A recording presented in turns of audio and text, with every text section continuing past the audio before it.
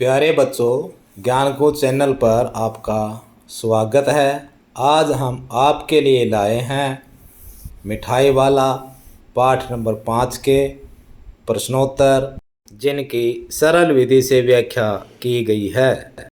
पहला प्रश्न यह है, मिठाई वाला अलग अलग चीज़ें क्यों बेचता था और वह महीनों बाद क्यों आता था।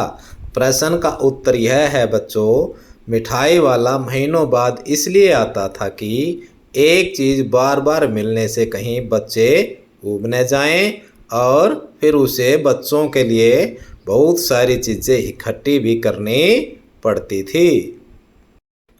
इसलिए मिठाई वाला अलग अलग चीज़ें बेचता था और वह महीनों बाद आता था। बच्चों, आपको इस प्रश्न का उत्तर समझ में आ गया।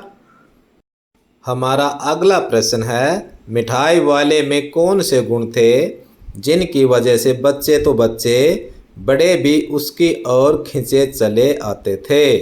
उत्तर, मिठाई वाले का स्वर बड़ा ही मीठा था, उसका स्वभाव बहुत मधुर था, वह बच्चों से बहुत प्यार करता था। किसी बच्चे के पास पैसे न होने पर भी उसे चीज़ दे देता था। वह बच्चों के लिए नई नई चीज़ें लेकर आता था, इसलिए मिठाई वाले की तरफ सभी खींचे चले आते थे। हमारा अगला प्रश्न यह है, विजय बाबू एक ग्राहक थे और मुरली वाला एक विक्रेता। दोनों अपने अपने पक्ष के समर्थन में क्या तर्क पेश करते हैं। विजय बाबू ग्राहक थे और मुरली वाला दुकानदार। विजय बाबू ने मुरली का दाम पूछा तो मुरली वाले ने कहा कि आपके लिए 2 की, बाकी के लिए 3 की है।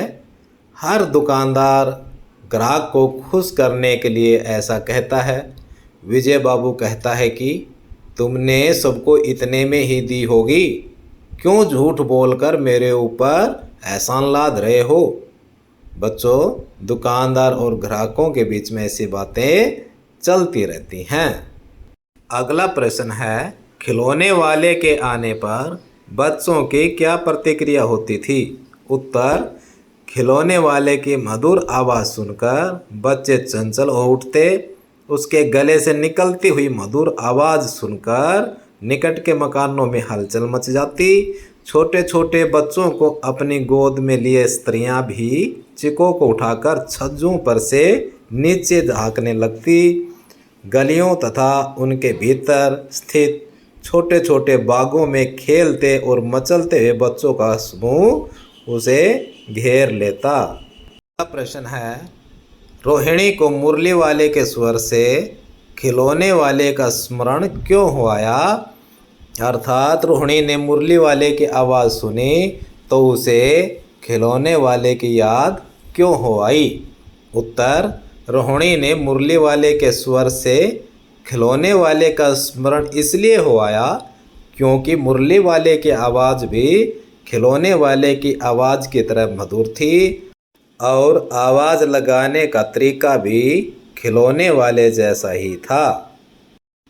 अगला प्रश्न है, किसकी बात सुनकर मिठाई वाला भावुक हो गया था।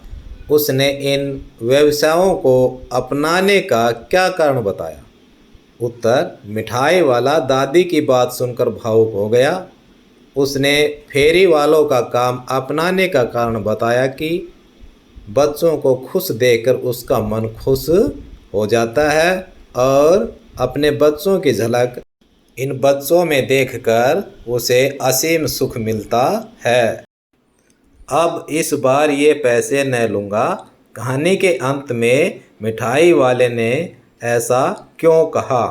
कहानी के अंत में मिठाई वाले ने ऐसा इसलिए कहा क्योंकि दादी और रोहिणी से बात करते करते उसे अपने अच्छे समय, परिवार और बच्चों की याद आ गई थी। उसका मन भर आया था। रोहिणी के बच्चे उसे अपने बच्चों जैसे लगे, इसलिए उसने अब इस बार ये पैसे न लूँगा कहा। प्रश्न, इस कहानी में रोहिणी चिक के पीछे से बात करती है। क्या आज भी औरतें चिक के पीछे से बात करती हैं? यदि करती हैं तो क्यों? आपकी राय में क्या है सही है? उत्तर, सभी औरतें चिक या पर्दे के पीछे से बात नहीं करती।